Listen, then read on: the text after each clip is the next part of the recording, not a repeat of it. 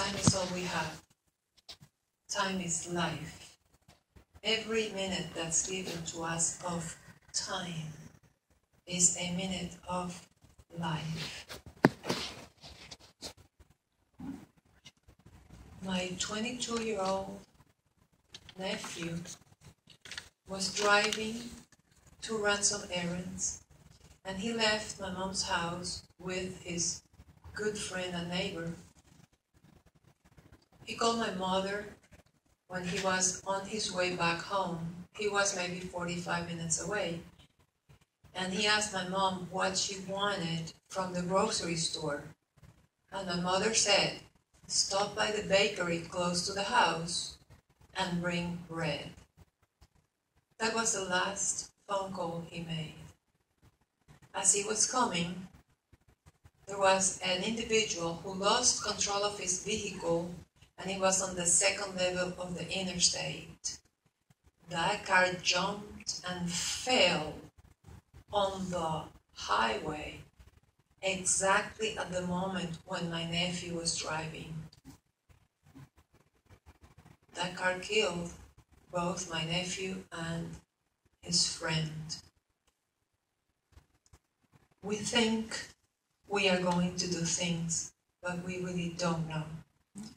Can we have the first scripture? It's the book of Job. Jerry, please.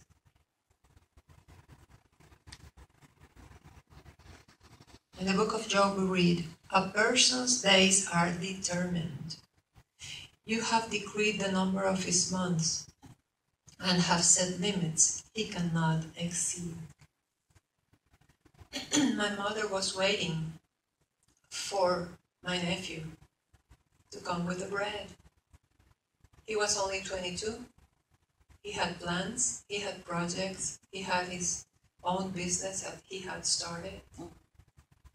But that was not what mattered. What mattered was what Job says in his book. A person's days are determined. Excuse me. You have decreed the number of his months and have set limits he cannot exceed.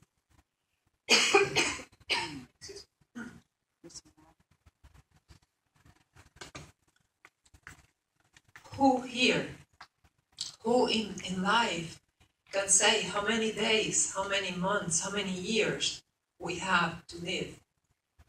Nobody. The truth is, we don't know how much time we have left to live. I have another example that I lived in my own life. This is my children's father. I got married when I was 19 years old. He was a very smart man. And he could not stop smoking. That was a very, very strong habit that he had. As Jerry mentioned last week, our habits. He would smoke, and sometimes he hadn't finished one cigarette when he was already lighting the next one. We argued many times. We even had fights. Thank you. Because of his smoking. He promised me many times that he was going to quit. He wrote papers, promises. He never did. Time passed. Time, the element of time. Time passed. One day he was walking and he fell. Nobody pushed him. He didn't trip. He just fell on the ground. And when they took him to the hospital, they found that he had lung cancer, and the cancer had gone to his two sides of his brain. So here he was, dying. I saw him for the last time before I came to the United States. When I saw him, he was already paralyzed in one arm. He could barely talk. He was very hoarse. He had gone to all kinds of treatments and nothing was working. And he said these words that still resound in my mind. He said, and to think that it was so easy to quit smoking. There was a very sad lesson. He did not want to die. I know that he would have given anything to go back in time to the moment when he was making the decision of smoking, when he was disregarding what would happen in the future. I know he would have wanted to see his children graduate from college, his grandchildren be born. He would have wanted that. But it was too late. Time, the element of time. These are two different cases. In one case, my nephew died unexpectedly. In the second case, it was predictable. As Jerry said last week, there are things that are predictable. And it's the decisions. It's the decisions that we make day after day that have a cumulative effect on us. Now there is a common ground between these two experiences. The common ground is this: we are all given 24 hours. Everybody, just like we saw on that video, everybody has the same chance. Every single day when we wake up, we have the blessing of another day of life. The challenge for us is how to live that specific day wisely. What are we going to do? Apostle Paul in Ephesians 5:15-17 says, "So be careful how you live. Live as men who are wise and not foolish. Make the best use of your time. These are sinful days. Do not be foolish. Understand what the Lord wants you to do."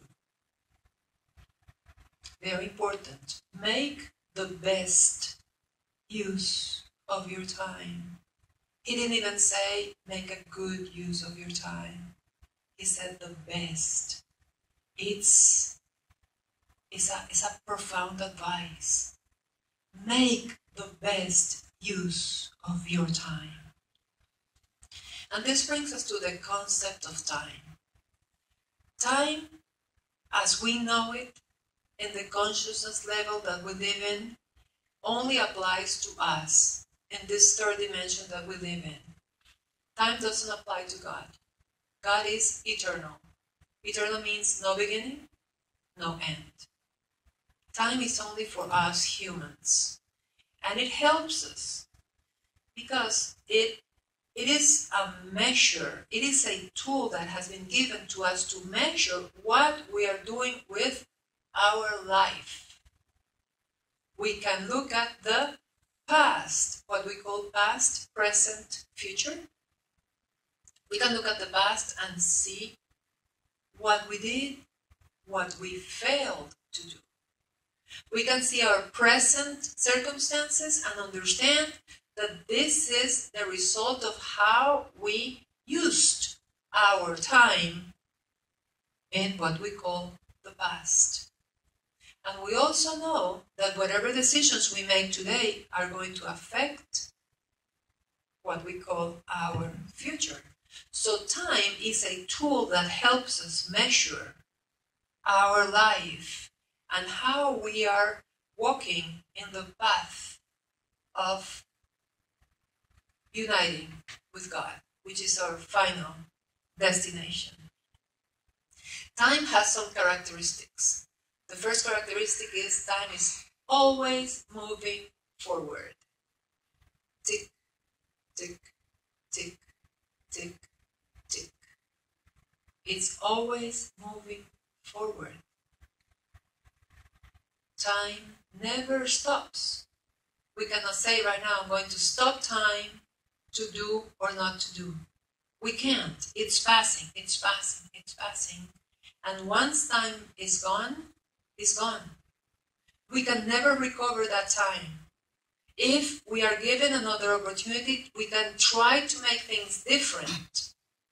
But the opportunity that is gone is gone. That happens with time, as we understand it. The question is, what can we do with the time that we have in our hands? As we saw in the video, if you only had one day and that's it, what would we do? If we were told today, listen, this is your last day on earth, what decisions would we make? What would we do? The calling is, let's do that every day of our lives. We have to think, what are we going to be doing all the time? Are we going to be sleeping? Are we going to be working? Are we going to be enjoying? Are we going to be eating? In the Bible, we find in Ecclesiastes 3:1 that it says that there is a time for everything.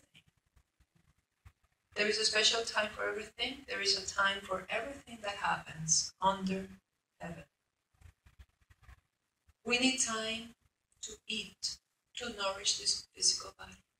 We need time to sleep. We need time to work and be responsible. We need time for our loved ones. We need time for so many activities that we get involved in our daily lives. We need time for knowledge, for learning, and we need time with God. We need time to pray. We need time to find the meaning and the purpose of our life. We have to remember that we live in two worlds, for lack of a better word. We live in the human world, and we live in the spiritual world. In the human world, or the human level, the only way we can make good use of our time is by having a plan. And once we have a plan, set our goals. And once we have our goals, act on those goals. When we don't have a plan, we are wandering around and we are not getting too far.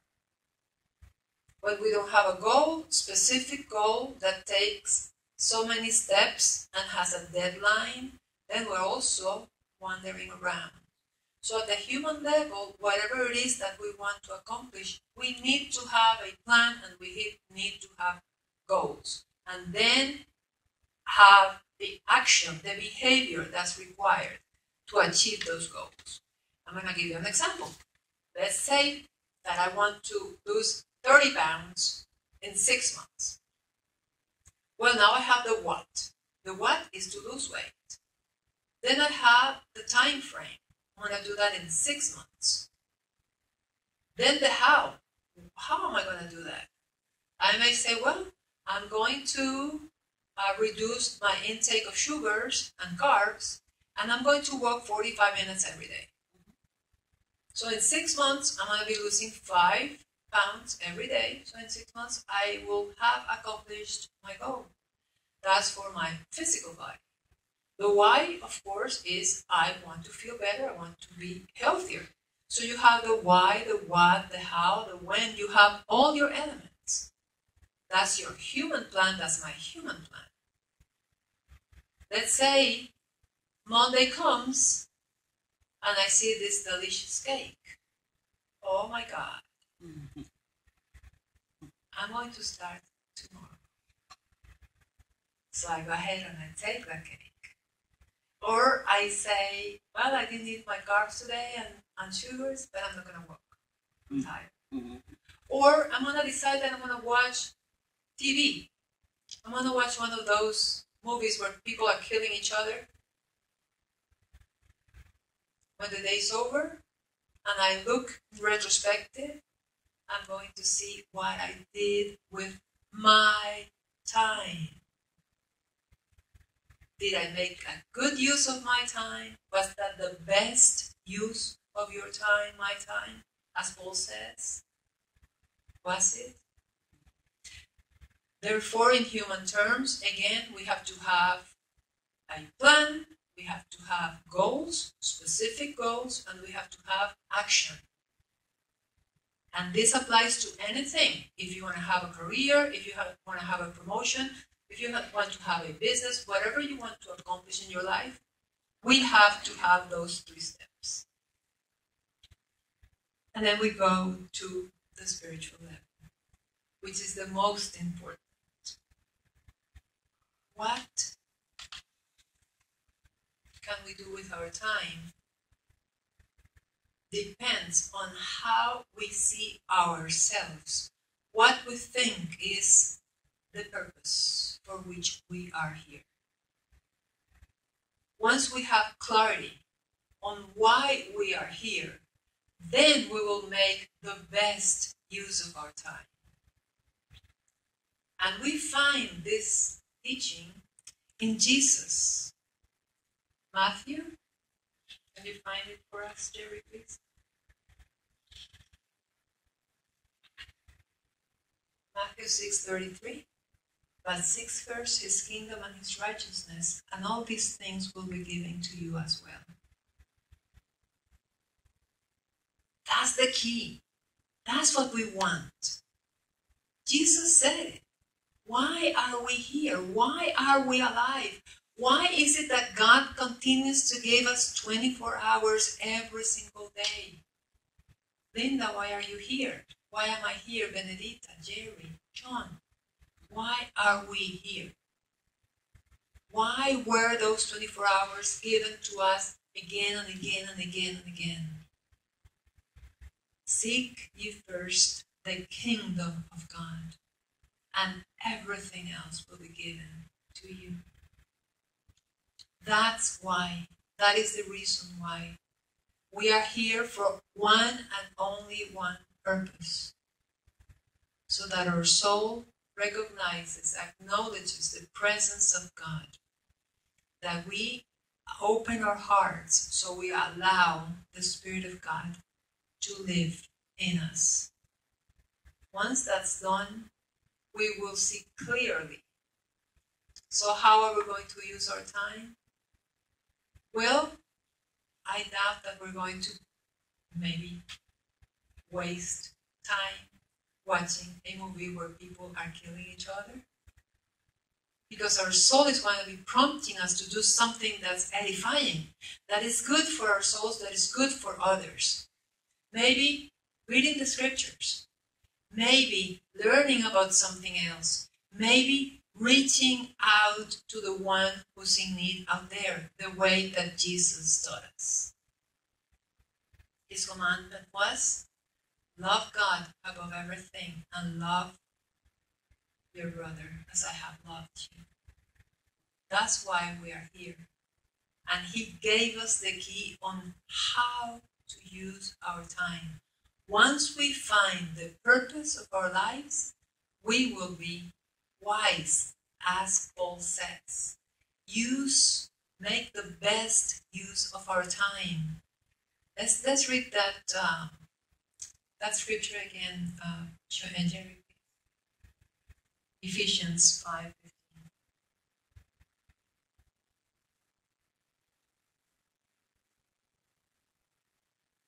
There we go. Now we can see this with a different set of eyes. So be careful how you live. Live as men who are wise and not foolish. Who is a wise man? The man who knows what his purpose is. That is a wise man. Make the best use of your time. Once you're wise, once the wisdom of God lives in you, you are going to make the best of your time. These are sinful days, meaning days where we are separated from the presence of God. Do not be foolish. To be foolish is the opposite of being wise. What he's saying is, do not separate yourself from the presence of God. Do not be distracted by the things that distract us every day, every moment, pulling us. Understand what the Lord wants you to do. The Lord that lives inside of you. He's the one who's going to tell you what to do. Who distracts us from accomplishing our goals?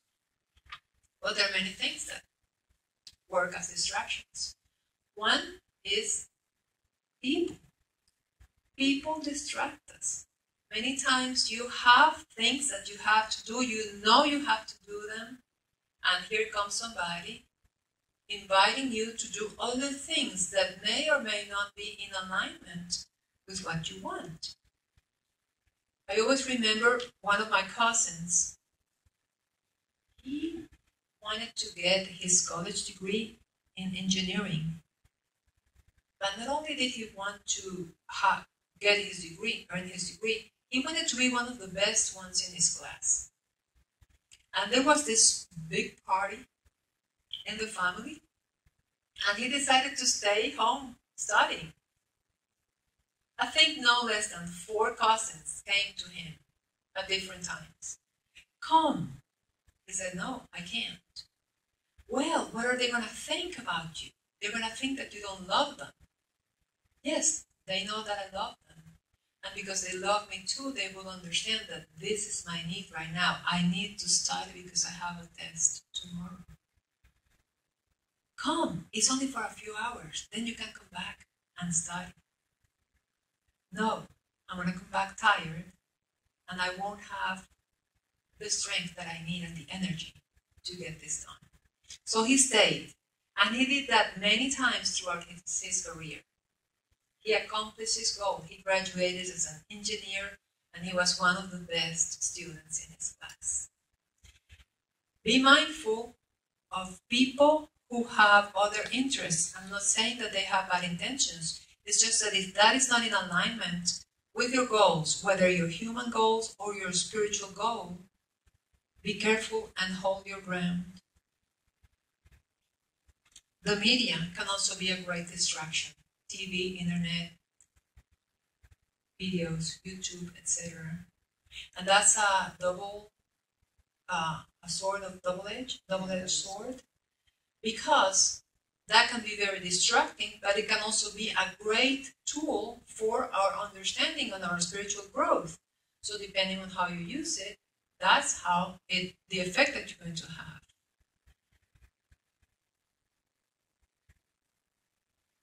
We have our own thoughts, and many times we waste so many days, so many times, so many years of our lives just in our thoughts.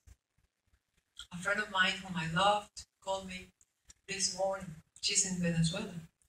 And she was telling me that she could not sleep last night. She woke up at 2 o'clock because she was thinking that something bad was going to happen. And she got so nervous that not only she could not sleep, she woke up her son, and the two of them were awake for hours because she was thinking that something bad was going to happen. Well, that has happened to you and to me and to everybody. All of a sudden we get wrapped up in this mind that sometimes goes out of control, and we start thinking of things that may or may not be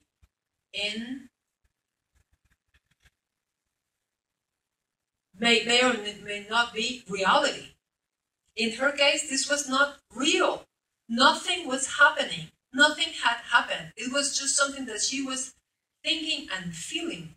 But because of that, she lost several hours of her sleep.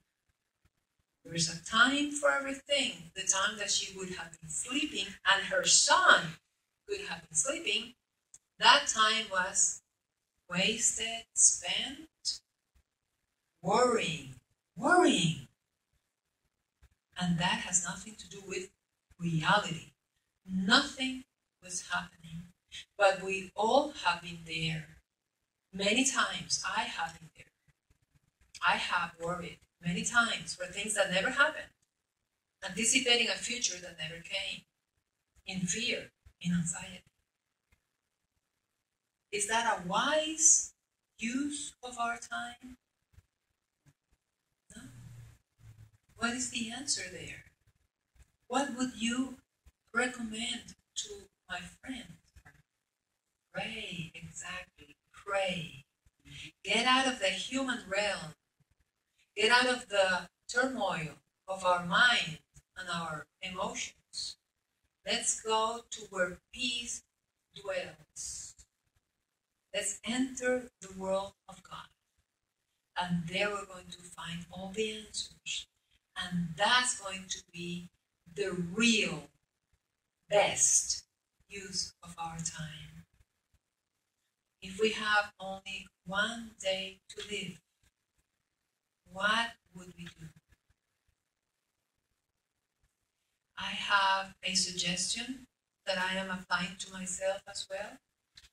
The suggestion is this: every morning, when you get up, before you get out of bed, pray. Dear God, help me, remind me to make the best use of this treasure that you're giving me, that is this day of life. Help me not to waste it in superficial conversations that lead nowhere, gossiping, comments that leaves nothing. Help me. If I'm going to speak, let it be to build, to edify, to help somebody, to do something that is good and that leaves a trace. If I'm going to do something, let me do something that is good for others and that gives you the glory. Help me, God, do that. Help me follow Jesus' example in everything that I do. Only for these 24 hours. Only for this day that you're giving me today. And then you start your day mindful of every minute that is given to you. That way, we're going to be wise, as Apostle Paul reminds us. We're going to use the best we're going to make the best use of our time. Because time is life. Life is time. God bless you.